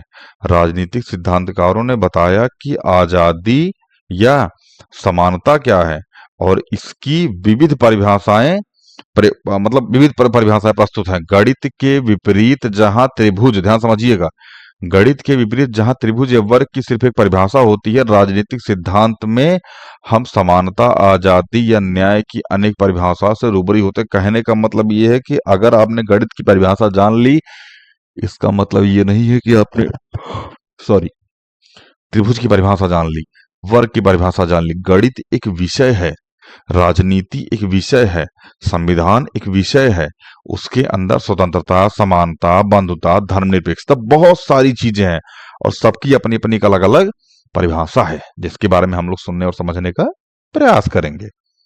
आइए, ऐसा इसलिए क्योंकि समानता जैसे शब्दों का सरोकार किसी वस्तु के बजाय अन्य मनुष्यों के साथ हमारे संबंधों से होता है। वस्तुओं के विपरीत मनुष्य समानता जैसे मुद्दों पर अपनी राय रखता है और इन समानताओं को समझने और इनसे तालमेल रखने की जरूरत होती है। ऐसा करने की दिशा में हम कैसे बढ़ते हैं? चलिए हम विभिन्न जगहों में समानता से संबंधित सामान्य अनुभव शुरू करते हैं। चलिए अब समझिएगा कुछ कहानी। आपने गौर किया होगा कि अक्सर सरकारी कार्यालय, डॉक्टर के प्रतीक्षालय या दुकानों की कतार को तोड़कर लोग आगे बढ़ जाते हैं। कई बार ऐसा करने वालों को पंक्ति में पीछे जाने के लिए कहा जाता है। बिल्कुल होता है, तो हमें खुशी होती है, बढ़िया है, भाग चोट्टा पीछे चल, गिट्ठा कहीं का भाग जा रहा आगे चोट्टा बैल। कई बार वे आगे निकल जाते तो हम ठगा सा महसूस करते हैं, ठीक है ना। कौन कौन लपेट देता है, हाँ हमा पर्चा ले, ओकर पर्चा सटा गया। तो जो पीछे खड़ा होता है ना, ऐसा थोड़ी होता है, अभी अभी तो आए थे, पर्चा जमा कर दिए, गलत है, ये है वो है। खैर, आइए हम इसका विरोध भी करते हैं क्योंकि हम जिनके लिए भुगतान करते हैं उन समानों या सुविधाओं को पाने का अवसर समान चाहते हैं। इसलिए जब हम अपने अनुभवों पर ध्यान देते हैं तब हम समझते हैं समानता का अर्थ सभी के लिए समान अवसर होता है। फिर भी अगर वृद्धों विकलांगों के लिए अलग काउंटर हो तो हम समझते हैं कि उनके साथ विशेष बर्ताव न्यायोचित है। मतलब अगर किसी को आरक्षण दिया जा रहा है, सॉरी, अगर किसी को आरक्षण दिया जा रहा है तो वो उचित है, लेकिन कंडीशनल होना चाहिए। कोई विकलांग है, प्रेग्नेंट महिला है, बुजुर्ग है, समझ में आ रहा है ना? तो ये कंडीशन होती है मेरे भाई। कंडीशन के ऊपर अगर है तो बेटर है, फिर दिक्कत नहीं है। आइए,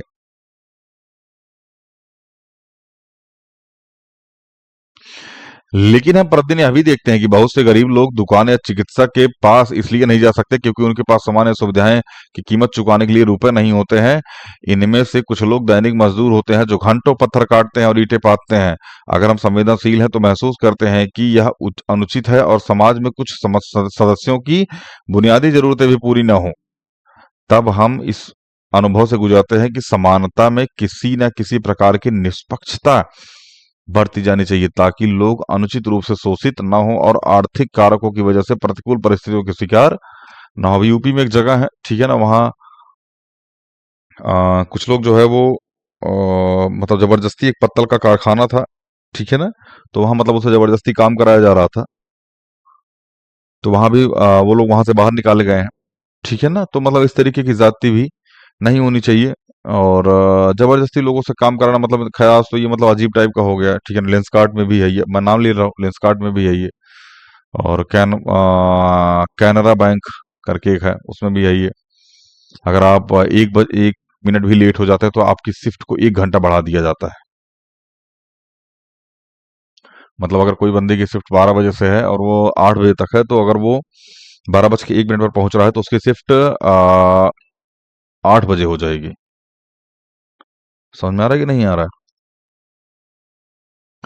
इस तथ्य पर गौर करें कि बहुत से बच्चे स्कूल नहीं जा पाते हैं क्योंकि अपना पेट भरने के लिए उन्हें काम करना पड़ता है। इसी तरह अधिसंख्य लड़कियां स्कूल से इसलिए असंख्य लड़कियों को स्कूल से इसलिए हटा लिया जाता है कि माँ बाप काम पर जाने के दौरान उनका छोटा भाई या बहनों की देखभाल करनी है। हालांकि भारतीय संविधान में सभी को प्राथमिक शिक्षा पाने की गारंटी देता है, लेकिन यह अधिकार मात्र औपचारिक बनकर रह गया है। फिर हम महसूस कर सकते हैं कि ऐसे बच्चों और उनके माँ-बाप के लिए कुछ सरकार को कुछ ज़्यादा ही करना चाहिए ताकि वो स्कूल जा सकें। इस प्रकार आप देखते हैं कि समानता के बारे में हमारे विचार काफ़ी जटिल हैं। जब हम पंक्तिबद्ध होते हैं या खेल के मैदान में होते हैं, हम समान अवसर चाहते हैं। जब हम किसी अक्षमता के शिकार होते हैं तो हम चाहते हैं कि कुछ विशेष प्रावधान किए जाएँ। बिल्कुल, बिल्कुल, बिल्कुल मेरे भाई। ठीक है ना? जब हम विकलांग हों, दिव्यांग हों, कुछ भी हों, ठीक है? हम चाहते हैं कि हमारे लिए कुछ एक्स्ट्रा किया जाए। लेकिन जब हम बुनियादी ज़रूरतें भी पूरी नहीं कर पाते तब समान अवसर मिलना ही पर्याप्त नहीं होता। जब पैसे के लिए अस्पताल ही नहीं जा पाओगे तो लाइन कहाँ से लगाओगे? जब पैसे के लिए विद्यालय नहीं जा पाओगे तो शिक्षा कहाँ से पाओगे? समझ में आ गया ना? हमें स्कूल जाने या संसाधनों, रोजगार, अच्छा वेतन, रियायती अस्पताल आदि का समुचित बंटवारा जैसे अग्रगामी उपायों से सहायता पाने में समर्थ बनाया जाना चाहिए। इसका अर्थ यह हुआ कि निष्पक्षता को सुनिश्चित करने के लिए किसी एजेंसी को जिम्मेदार बनाने की जरूरत है। इस प्रकार हमारे पास समानता की अनेक परिभाषाएं होने की वजह यह है कि समानता का अर्थ प्रासंगिक पर निर्भर करता है। हमने इसके उस अर्थ की शुरुआत की जो स्वयं हमारे लिए, और फिर हमने इसका विस्तार गरीब, वंचित, बूढ़े बुजुर्ग आदि बाकी लोगों के लिए किया। मतलब एक तरीके से बहुत सारे लोगों के लिए हमने इस शब्द का प्रयोग किया। बताया ना अभी हमने, विकलांग, बुजुर्ग, प्रेग्नेंट महिला, ठीक है ना, ऐसी बहुत सारी कंडीशन होती हैं। या फिर कोई आर्मी मैन है, ठीक है ना, सेना का कोई नौजवान है, ठीक है ना। तो इस तरीके से हम उसके लिए कुछ ना कुछ विशेष सुविधाएं, अगर हमसे ही हो सके, गवर्नमेंट तो कर ही रही है, जितना कर रही है, जितना उससे हो पा रहा है, हमसे अगर हो सके तो हम भी इन सुविधाओं में उसके साथ पार्टिसिपेट करें। बढ़िया लगता है वो, ठीक है ना। हम देखते हैं कई बार ना, मतलब हम खुद भी कई बार लाइन में लगे होते हैं, लोग लाइन तोड़ के आगे निकल जाते हैं। निकल जाओ मेरे भाई, कोई दिक्कत नहीं है, लेकिन उस लाइन तोड़ के आगे निकलने में आ, कितना समय बचा लोगे? चलो हम मान लिए 2-4 मिनट तुम्हारा समय बच भी है। गुरु अगर 2-4 मिनट तुम्हारे लिए इतना इंपॉर्टेंट होता है तो तुम मेट्रो की लाइन में लग करके टोकन लेते। अगर 2-4 मिनट तुम्हारे लिए इतना इंपॉर्टेंट हो तो सरकारी अस्पताल की लाइन लेकर के पर्चा बनवाते। देखते बाइक लेके भन्न से निकलते हैं बगल से। खैर यंग एज वाले हो तो चलो समझ में आता है, फालतू फालतू लड़के बाइक लेके निकल रहे हैं। भैया इमरजेंसी, कौन सी इमरजेंसी है? कौन सी इमरजेंसी बताओ हमको। ऐसे क्या उखाड़ लेंगे आप वहां पहुंच के जहां आप जा रहे हैं, जो जल्दी पहुंच जाएंगे तो बहुत सारा का 2-4 मिनट पहले पहुंच जाएंगे तो 10-20 लाख करोड़ रुपए बचा लेंगे।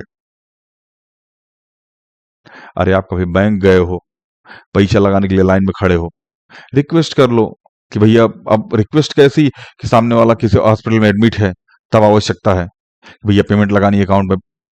ऐसी कोई कंडीशन हो तो समझ में आता है कि चलो ठीक है, कहीं से पैसा वैसा भेजना है, या कोई पेशेंट ऐसा है जो सीरियस है, खड़ा नहीं हो पा रहा है, तब समझ में आता है।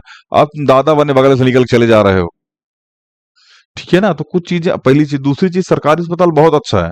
मैं अभी बता रहा हूँ, मैं खुद भी गवर्नमेंट हॉस्पिटल में कभी कभार जाता हूँ। कभी कभार क्या, मैं गवर्नमेंट हॉस्पिटल में ही जाता हूँ ज्यादातर, प्राइवेट कम प्रेफर करता हूँ। अगर आराम नहीं हुआ तो मैं प्राइवेट में जाता हूँ। गवर्नमेंट हॉस्पिटल बहुत अच्छा है, यूज करने वाले घटिया है। तुमको पता है ना, डॉक्टर बेंच पे बैठा हुआ है, सबको पता है डॉक्टर बेंच पे बैठा हुआ है, तो लाइन लगा लो यार, एक ठू एक एक करके आओ, उसके साथ डिसिप्लिन से आओ। आके घेर लियो, अपना पर्चा पकड़ा, उसका पर्चा पकड़ा, उसका पर्चा, इरिटेट हो गया वो। कुछ चीजें आपको भी ध्यान रखनी पड़ेंगी ना मेरे भाई। अगर ट्रैफिक लाइट रेड है तो दूर को जाओ 2 मिनट यार। भैया मेरी ट्रेन छूट जाएगी, टाइम से निकलो यार मेरे भाई।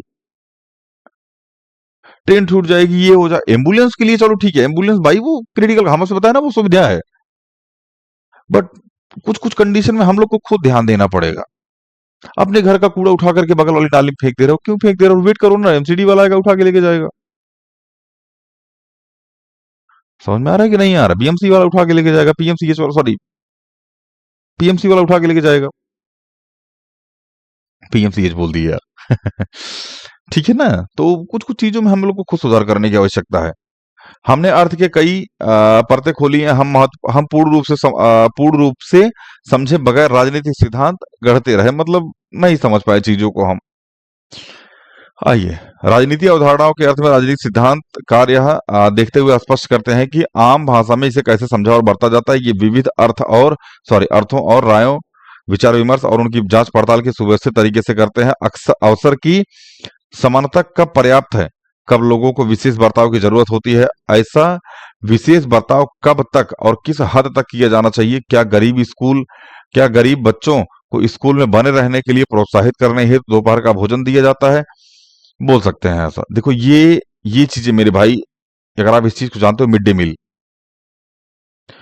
डे मील उनके लिए है। जैसे होता है कि मान लीजिए अभी एक फैमिली है, उसके 4 बच्चे हैं, 4 बच्चे हैं उसके, ठीक है ना? अगर चारों मेरे भाई स्कूल जा रहे हैं ना, और ये पुअर फैमिली, मतलब बहुत पुअर फैमिली है, चारों बच्चे स्कूल जा रहे हैं ना, तो 90% केस ऐसे है मेरे भाई ने कि ये पढ़ने नहीं जा रहे हैं। ये इसलिए जा रहा है ना, क्योंकि ये इन चारों को भेज रहा है कि जाओ, चले जाओ, एटलीस्ट एक टाइम का तो खाना मिलेगा तुमको दोपहर का। समझ में आ रहा है कि नहीं आ रहा है? एक टाइम अच्छा खाना खिलाने के लिए ये व्यक्ति बच्चों को इस विद्यालय भेज रहा है, वरना इसको विद्यालय भेजने की कोई आवश्यकता नहीं है। कभी कभार ऐसा होता है, अगर ये मिड डे मील की सुविधा बंद कर दी जाएगी तो बच्चे विद्यालय में आना बंद कर देंगे और किसी न किसी काम में लगा दिए जाएंगे। और ये माँ बाप का कर्तव्य होता है मेरे भाई कि बच्चों को पढ़ाएं। देखो, पढ़ाने से नौकरी लगेगी नहीं नौकरी लगेगी, बाकी सारी चीजें अपनी जगह मेरे भाई। ये पता चलेगा जो आप अभी पढ़ रहे हैं, हम लोग पढ़ाई करने से ये सारी चीजें पता चलती हैं। ठीक है ना? इसलिए हम बोलते हैं पढ़ाई करो। और कुछ देखो, पढ़ाई नहीं करोगे, फोन चलाओगे, दोस्त के साथ गेड़ी मारोगे, घर में टीवी देखोगे, मतलब बहुत सारी चीजें मेरे भाई आपके पास करने के लिए, बहुत सारी चीजें। लेकिन जैसे ही आप पढ़ाई की तरफ आए ना, ये सारी चीजें आपसे छूट जाएंगी। गेम खेलोगे, अब हो गया, फोन देखने में सारी चीजें आ गई है। जैसे ही आप पढ़ाई की तरफ मूव किए ना, वैसे सारी चीजें आपसे दूर हो जाएंगी। ये सारी चीजें दूर हुई, मतलब आप सही कर रहे हो नहीं कर रहे हो वो बात की बात है। पढ़ाई कभी भी धोखा नहीं देती, पहली चीज। इन चीजें नहीं कर रहे हो ना, मतलब आप सही दिशा में जा रहे हो, गलत चीजें नहीं कर रहे हो। समझ में आ गया? इसलिए हम बोलते हैं कि पढ़ाइया कर बाबू, अभी और कोई चारा नहीं है आपके पास। चलिए, ये कुछ ऐसे प्रश्न है जिनकी ओर से ये वो मुखातिब होते हैं। आप भी देखते हैं कि ये मसले बिल्कुल व्यवहारिक हैं। वे शिक्षा और रोजगार के बारे में सार्वजनिक नीतियां तय करने में मार्गदर्शन करते हैं, बिल्कुल करते हैं। थोड़ा सा अगर इसको मिटा दें, एक मिनट बाबू भैया, हट जो रे।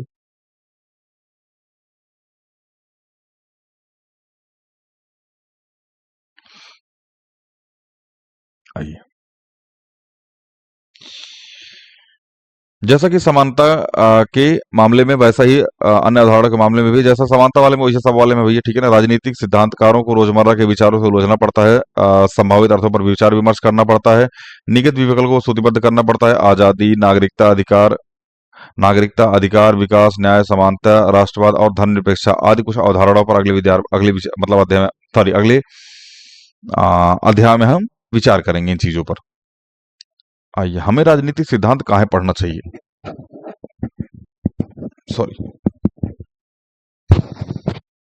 हमें राजनीतिक सिद्धांत काहे पढ़ना चाहिए, इस बात पर थोड़ी सी चर्चा करते हैं। हमारे अपने राजनीतिक आदर्श होते हैं, पर क्या हमें राजनीतिक सिद्धांतों के अध्ययन की भी जरूरत है? पढ़ते हैं कहाँ हैं?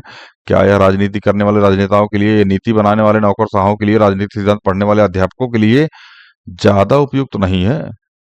अच्छा, राजनीतिक सिद्धांत सबको काहे पढ़ना चाहिए, ऐसा पूछ रहे हैं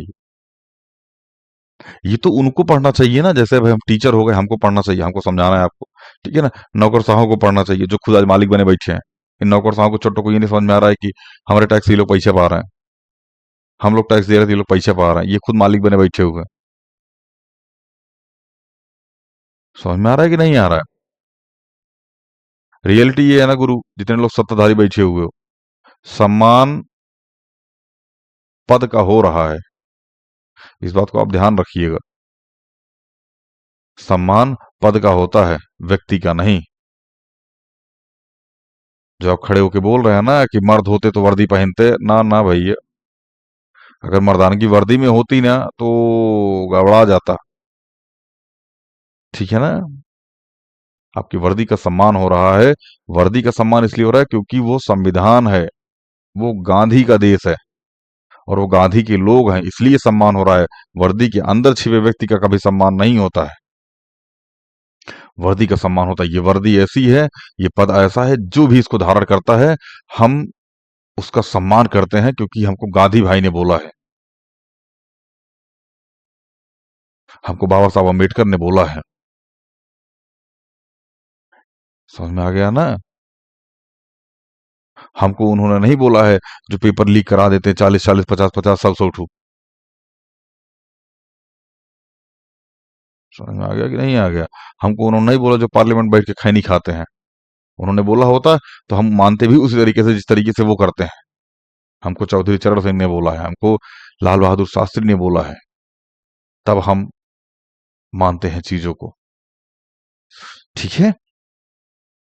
तो हम काहे पढ़े, ऐसा इनका क्वेश्चन है। राजनेता पढ़े, जो नीति बनाने वाले लोग, नौकरशाह पढ़े, राजनीति पढ़ाने वाले अध्यापक पढ़े। बेहतर तो यह होगा कि राजनीतिक सिद्धांत, संविधान और कानूनों की व्याख्या करने वाले वकील, जज या उन कार्यकर्ताओं और पत्रकारों को पढ़ना चाहिए जो शोषण का पर्दाफाश करते हैं, ठीक है ना। और नए अधिकारी की मांग करते हैं, नए अधिकारों की मांग करते हैं। हमें आजादी या समानता का अर्थ जानने से क्या मिलेगा? अच्छा भाई, सही भी है। हम जान के क्या करेंगे चीजों को? हम अपना कमाने खाने में व्यस्त हैं, हम चल रहे हैं तुम्हारे लिए राजनीति करने, ठीक है ना। किसको चाहिए? वकील को चाहिए, जज को चाहिए, उनके कार्यकर्ताओं को चाहिए, पत्रकारों को चाहिए, अध्यापकों को चाहिए, राजनीति करने वाले राजनेताओं को चाहिए, नौकरशाहों को चाहिए। समझ में आया ना? ये लोग जो शोषण का पर्दाफाश करते हैं, मतलब किसका शोषण हो रहा है, किस तरीके से शोषण हो रहा है, दूसरा नए नए अधिकारों की मांग करते हैं। इनको चाहिए कि ये पढ़े राजनीतिक सिद्धांत के बारे में, हम पढ़ के क्या करेंगे? समझ में आ गया कि नहीं आ गया? बढ़िया क्वेश्चन है, आइए इसका आंसर जानते हैं। पहली बात तो यह कि राजनीतिक सिद्धांत ऐसे समूहों के लिए प्रासंगिक है छात्र के रूप में हम भविष्य में उपरोक्त पेशों में से किसी एक को चुन सकते हैं। समझना, काहे लिए छात्र के रूप में तुमको पढ़ना आवश्यक है। हो सकता है तुम अध्यापक बन जाओ, हो सकता है तुम वकील बन जाओ, हो सकता है तुम जज बन जाओ, हो सकता है तुम ऐसे किसी पद पर बैठ जाओ जो शोषणों के विरुद्ध पर्दाफाश करें और नए नए अधिकारों की मांग करें। समझ में आया? इसीलिए परोक्ष रूप से हम यह भी सॉरी से यह अभी भी हमारे लिए प्रासंगिक है। क्या हम गणित नहीं पढ़ते? पढ़ते हैं, जबकि हम में से सभी गणितज्ञ या इंजीनियर नहीं बनेंगे। बिल्कुल मेरे भाई। क्या इसलिए नहीं कि बुनियादी अंकगणित जीवन में सामान्यतः उपयोगी होते हैं? बिल्कुल। समझ में आ गया कि नहीं आ गया? जो लोग बोलते रहे हमको राजनीति से मतलब नहीं है, हम क्या करेंगे चीजों को जान करके, इसलिए कि आप किस पेशे में जाएंगे कुछ पता नहीं है। ठीक है ना? दूसरी बात यह कि हम सभी मत देने और अन्य मसलों के फैसले लेने के लिए अधिकार संपन्न नागरिक बनने जा रहे हैं। 18 साल पूरे होने जा रहे हैं, एक 2 साल बाद, फर्स्ट ईयर बाद। तो दायित्वपूर्ण कार्य निर्वहन करने के लिए उन राजनीतिक विचारों और संस्थाओं की बुनियादी जानकारी हमारे लिए मददगार होती है। ठीक है ना? राजनीतिक सिद्धांत के बारे में जानना हमारे लिए इंपॉर्टेंट होता है, जो हमारी दुनिया को आकार देते हैं। बैठे बैठे कुछ डिसीजन ले रहे हैं बिना हमसे पूछे, हमारी बिना जानकारी के, कैसे कैसे। ठीक है ना? सूचना परक समाज में यदि हमें ग्राम सभा में सहभागी होना है या वेबसाइट और मतदान पर अपनी राय पेश करनी है, तो हमारा तर्कशील और जानकार होना निर्णायक होता है।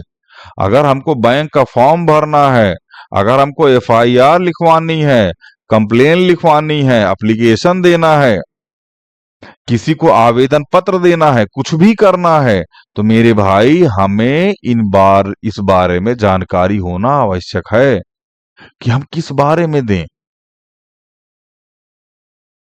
समझ में आ रहा है कि नहीं आ रहा है? अभी आरटीआई दायर करने पे एक तो मतलब हमको समझ में नहीं आ रहा है। आरटीआई दायर करने पे इन लोगों ने बैन लगा दिया। बैन मतलब इन द सेंस कि चार्ज लेने लगे।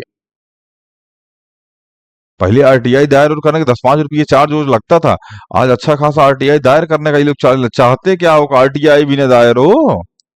अरे आरटीआई सुविधा तो इसलिए दी गई थी मेरे भाई कि जो कमजोर से कमजोर नागरिक है एटलीस्ट वो आरटीआई दायर करके अच्छे से चीजों को समझे और समझाए।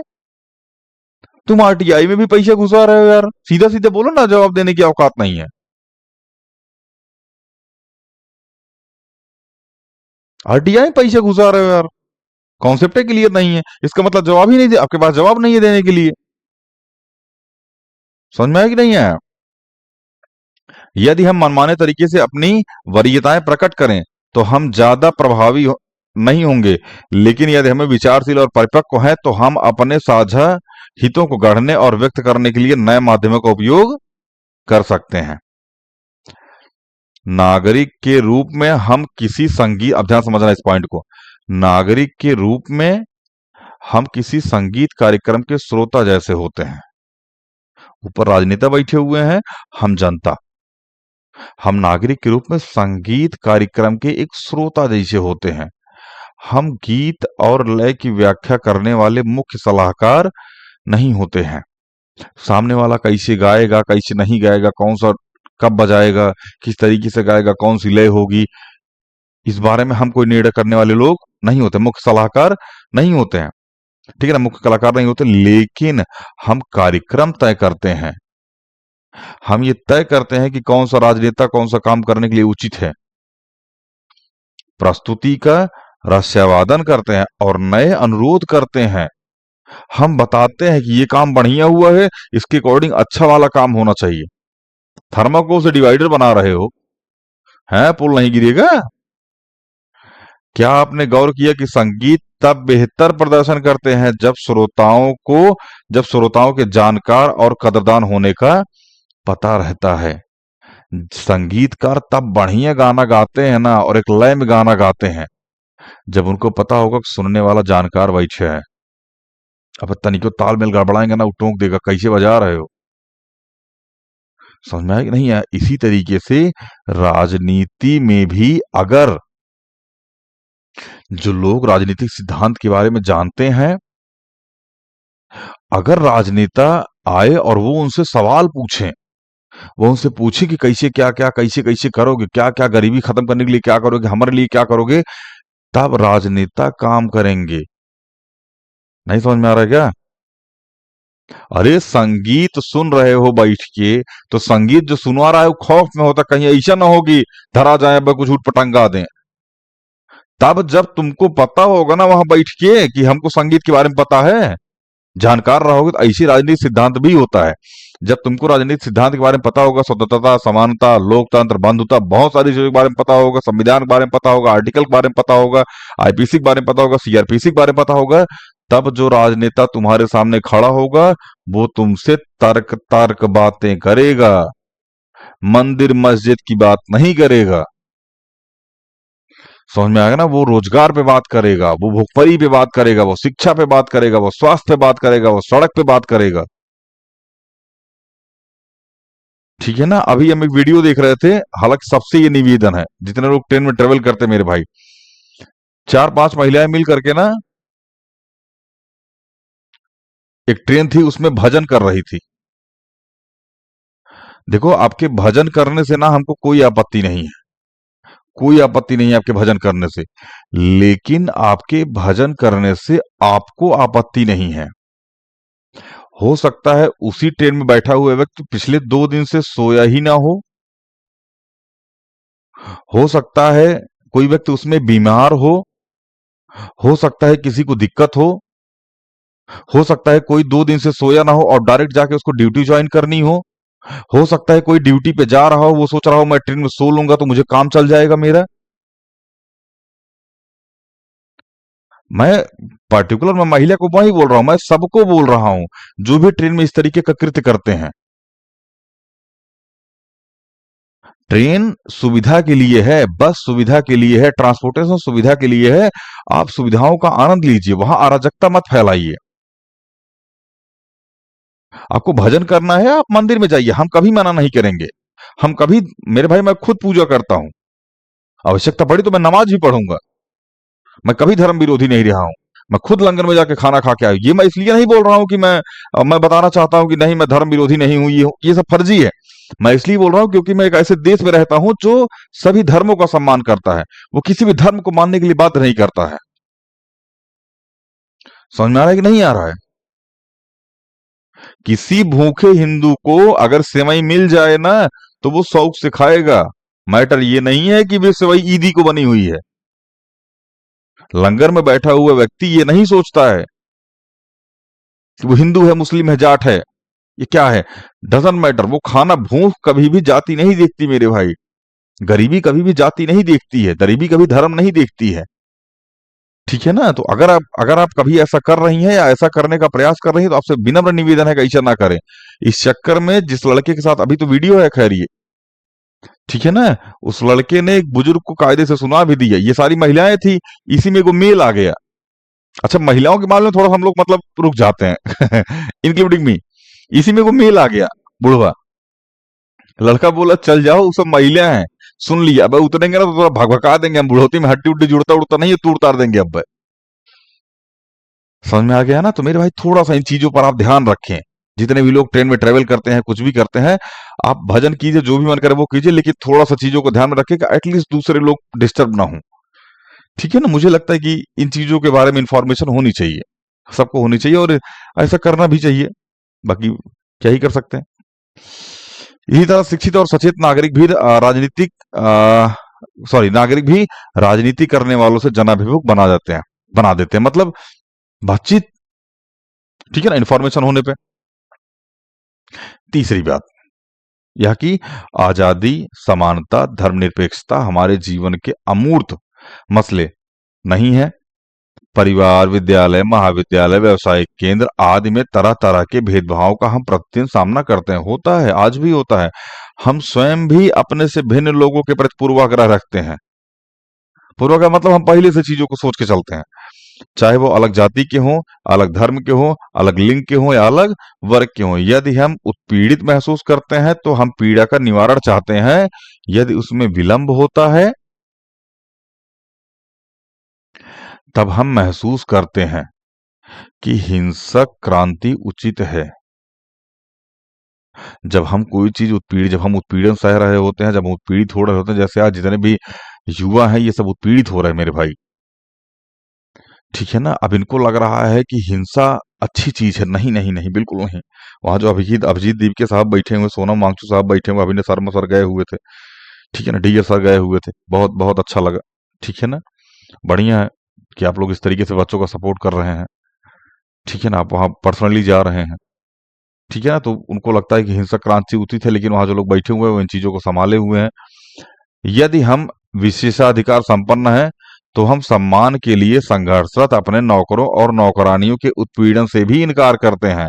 कभी कभी हम यह भी महसूस करते हैं कि हमारे नौकर उसी व्यवहार के योग्य हैं जो उनके साथ हो रहा है।